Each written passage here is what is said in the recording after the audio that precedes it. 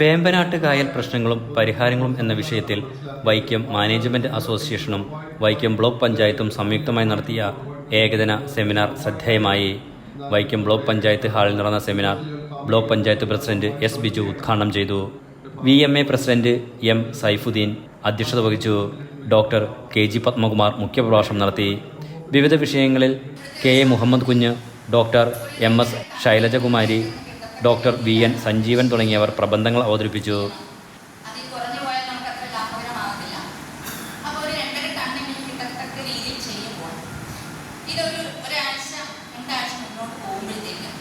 അന്തരീക്ഷത്തിലെ താപനില അനുസരിച്ചിട്ട് ഒരു 10% എന്ന് പറയുമ്പോൾ ഒരു 250 കിലോയുടെ നഷ്ടം നമുക്ക് പ്രതീക്ഷിക്കാം. അതായത് ഏറെക്കുറെ പറഞ്ഞാൽ ഒരു 5000-6000 രൂപയുടെ നഷ്ടം മൊത്തമായിട്ട് അറിയാവുന്ന എനിക്കറിയില്ല.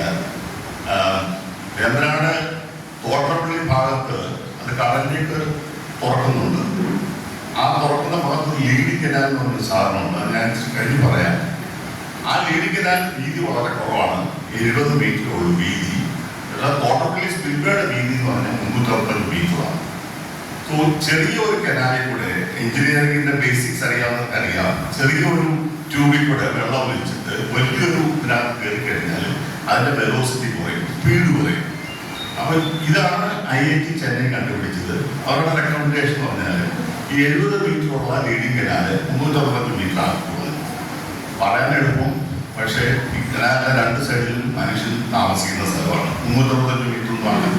സോ അതും ഗവൺമെന്റ് ഓഫ് കേരള മാറ്റി. പരിസ്ഥിതി ശാസ്ത്രജ്ഞൻ ഡോക്ടർ മധു മോഡറേറ്ററായി.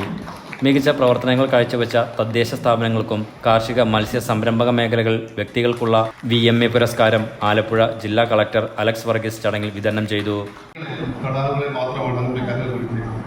തീർച്ചയായിട്ടും നമുക്ക് സുന്ദർബൻസ് ഏറ്റവും വലിയ ഇന്ത്യയിൽ തന്നെ ഏറ്റവും വലിയ റാംസർ സൈറ്റ്, ഏറ്റവും വലിയ വെറ്റ്ലാൻഡ് ഒക്കെ സുന്ദർബൻസ് ചിൽക്ക ലേക്ക് മറ്റു കാര്യങ്ങളൊക്കെ.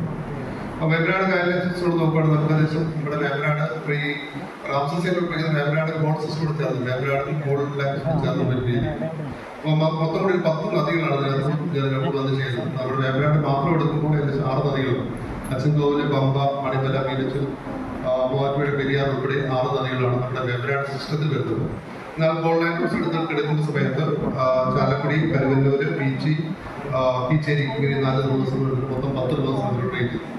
ഇതിന്റെ ഒരു വ്യാപ്തി മനസ്സിലാക്കണമെന്നുണ്ടെങ്കിൽ നമുക്ക് കേരളത്തിന്റെ മൊത്തം ഏരിയ നമുക്ക് 39,000 സ്ക്വയർ കിലോമീറ്ററാണ്.